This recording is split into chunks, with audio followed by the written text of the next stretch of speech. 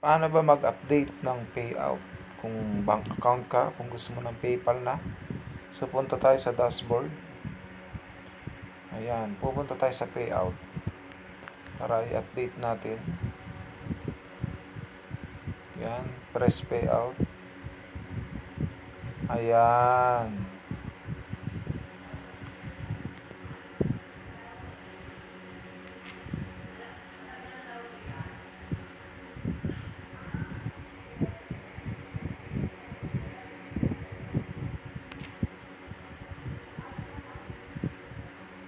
Payout.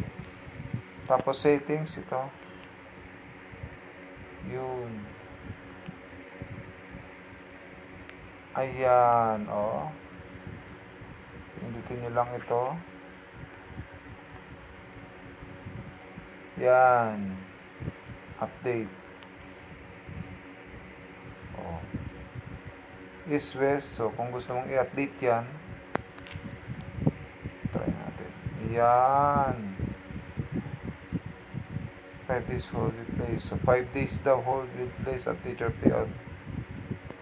Delay. So, madidelay siya pagka before payout 5 days na lang. So, yan. Mamili ka kung PayPal o kaya bank account. Ay, mamili ka na dyan. Ikaw nang bahala, no? Kung ano yung i-update mo. Kung dating bank account, i-PayPal mo, dyan na. So, ipipress mo yung PayPal. Ayan, ganon. Ganon lang. Ganon kadali. Okay, kung nakatulong sa inyo ang ating tutorial, paano mag-update, pakishare yung ating video.